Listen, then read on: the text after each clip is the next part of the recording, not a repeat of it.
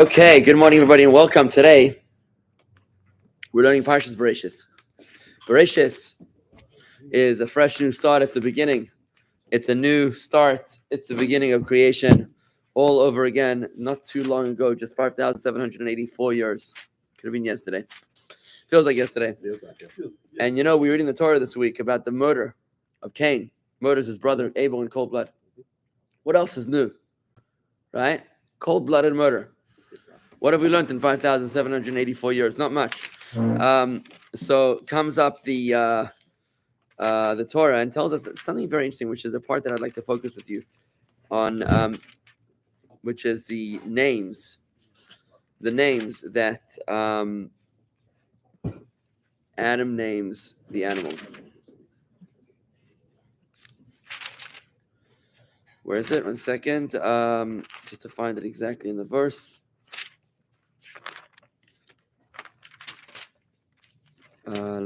Lots of details here.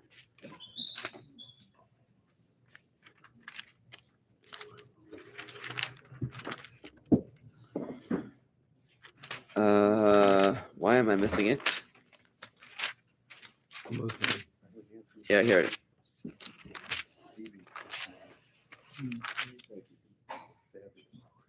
Here it is. Okay, we're on page 16 in the book, page 17 in English. It says like this. Before he separated the primordial man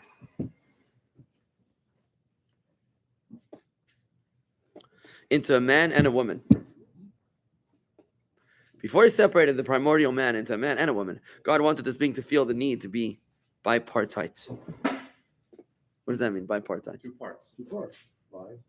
Two parts. He did this in the following way. As described above, God had formed out of the ground every wild beast and every bird of heaven, the birds from the mud of the swamps. Now God brought them to the human to see what he would name each one, and also placed them under his rule, as he promised. God brought the animals to the human being in male-female pairs in order to make him realize that his unitary state was unnatural. What does it mean his unitary state was unnatural? Prepare to blow your mind, Chuck. You ready? Yeah. Because Adam and Eve were created as one person, androgynous being. You ever heard of that before? Sure. It's a new one. No. Adam and Eve were created male, female, back to back. Androgynous being. An androgynous being. They were one being. See, I knew. There you go. There's the reaction I was waiting for. You're like, what? What? The whole thing. Yeah, that's in fact the reason why marriage is something that we do is because we're going back to our original state. Our original state is be one with our wives, with our husbands. It's an unnatural state of being where we're separated from each other. And it's when we come back as one. That's when we are back to core. So Adam and Eve were one being. When it says that he took Eve out of his, what was Eve created out of? His side. His side, says Ron. Mistranslation is to say the rib. That is the Christian corrupted translation. It doesn't say a rib. No. I mean, you could translate the word as a rib. It could be, but what it means is it means of his side because they were back to back, right? So Adam and Eve were created as one being, and he brought in the animals in male-female pairs in order to make him realize that his unitary state was unnatural and to induce him to search for a suitable helpmate from amongst the animals. God therefore did not present the fish to him to name, since there was no reason to suppose he would consider any of the fish as a possible companion. That's very Why nice. would God want Adam to consider one of the animals to be his companion? And That's a question. Specifically a fish. Well, forget about a fish, but why would he want? Okay, I don't want to get rated here, but No, you can get. Adam searched amongst all the creatures, and he wasn't happy until he found his wife. But he couldn't find it. She's behind him. Isn't that interesting? I can't find it. Ain't that interesting? Sometimes what you're looking for is in your own back pocket. In fact, more than likely what you're looking for is under your own very nose. That's a very good point with there, Marty. The human proved to be outstandingly insightful. He deduced what each creature's name should be based on its characteristic and qualities. Therefore, whatever the human called each living thing remained its name permanently. The human gave names to every livestock, animal, and bird of the sky, as well as to the wild beasts. As God intended, the human noticed that the animals were naturally heterosexual and examined them for a suitable helpmate. But the human did not find amongst animals any helper who was compatible for himself, whom God had named Adam. This troubled him. And now we get into the deep sleep that he goes into, and he meets his wife. But the question I have for you is like this. What's up with the fish? Why would the fish be left out? So Adam names all the creatures. Oh, because he lives on the land. Now, there's actually a debate. This is not so straightforward. This is only one opinion, which says that he did not name the fish. There's other opinions that say that he did name the fish. There Right? are. Yes. Yes, you know, right? Yes. So, Gold. right, like yeah, Goldblum, goldfish, yeah. So what happened here is that there's a debate actually about whether he named the fish, and like, who cares? Why is that an important debate for us to have? Why does the Talmud need to record this debate? Why does it need to tell us that there's actually some opinions that say that he did name the fish and some opinions that say that he didn't name the fish? What bearing does this have on our lives? What possibly could this have any difference to us? So let's just talk about for a moment about about the meaning of a name. A name can easily be misinterpreted to be merely a label. But that is inconsistent with Jewish mysticism. Your name is not merely an identifying mark, like a sticker on the back of a shirt collar to tell you who it belongs to. Unless your name is labeled. If your name is label, yeah, then you might just be a label.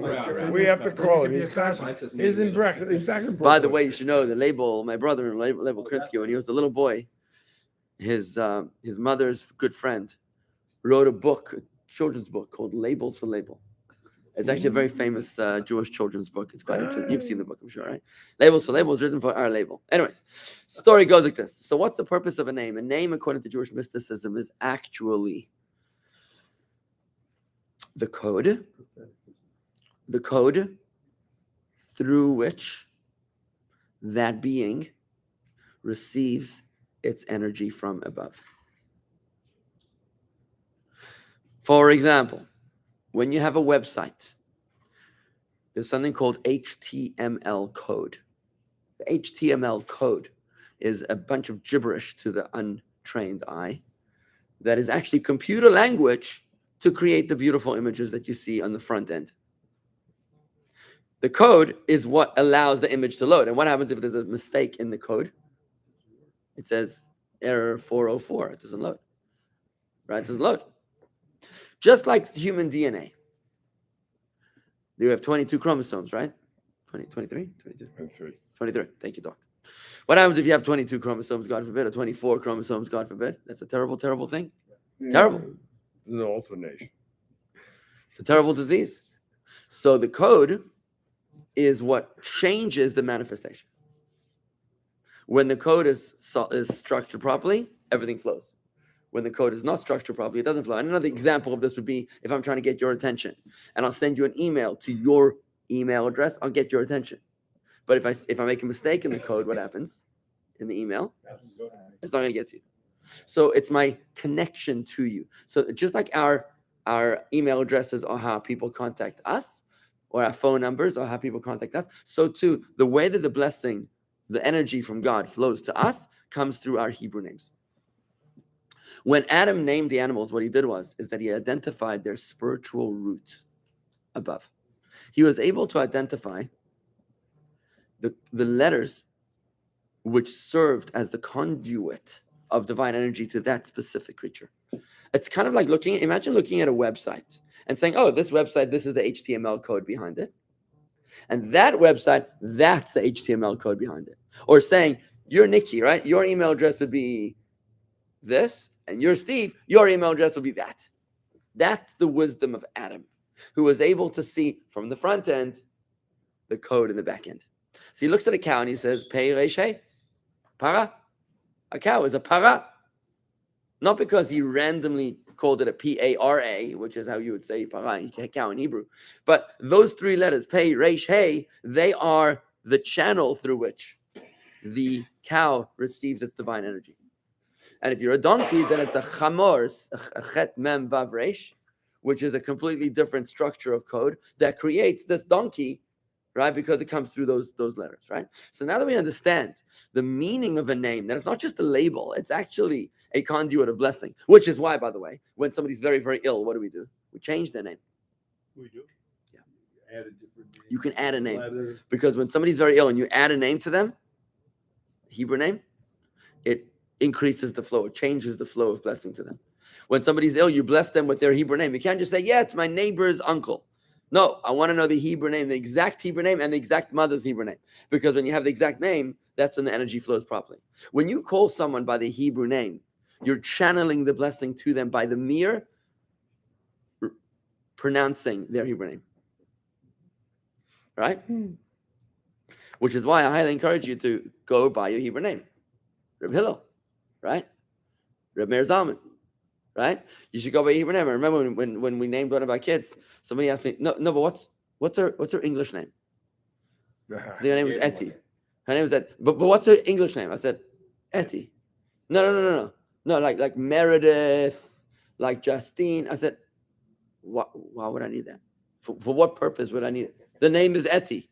E-T-T-I. Get used to it. That's the name. Right? So it's just interesting that people struggle with that. So why do you change the name if they're sick? Because you want to, if the energy flow to them right now is not good. Oh, it's negative. Yeah. Oh, then you're trying. I got it. Yeah. It's like Abraham. Yeah. And look, very good. Look what happened when Hashem changed. Hashem says to him, Avram can never have kids. That was Abraham. Hashem says to him, Avram can't have kids, but Abraham can have kids. Sarai can't have kids, but Sarah, she can have kids. We see the name of Jacob was changed. From Jacob, it was changed to Israel. Cool. Oh, shoot. Okay. From Superman. Okay. So, yeah. We have to go right now? He didn't pack his suitcase? Okay, I thought he was packed. Okay. All right, fine. I'll be right there. Thanks. Okay. Okay, let me just wrap up with one comment and say this. The debate about whether the fish were named or not was like this. When you're looking at the merits of a name, when you're looking at the name the way it is vis-a-vis man's control over the creature, I'm obviously extremely condensing. When you're looking from the perspective, that the creature itself needs its name so that the vitality will flow to it, then of course Adam named the fish. Of course he named the fish. Right. But when you're looking from the perspective that Adam didn't, that the naming of the animals was a form of dominion, that we were naming, we were putting them into a definition. From that perspective, Marty's correct when he says we don't control the fish. The fish roam around on their own. From that perspective, we don't need to name the fish. I just want to conclude by saying that when you see anything, you have to remember its Hebrew name. When you look at a coward terrorist, you have to remember that there's an evil being here, true, but there's God behind it. God creating that ugly thing too. God is creating everything. If you remember that everything has a Hebrew name, that everything has a divine energy creating it, then it assuages our anxieties somewhat in this tense and difficult times. To remember that there is a master to this world. And yes, he gave us free choice. And free choice allows us to have the most incredibly good things and the most unthinkably evil things. But at the end of the day, who is ultimately in control? Who is the name behind everything? Who's the code behind everything? It's Hashem, the master of the universe. Folks, I have to end early. I do apologize. Have a great day, everyone. Wonderful.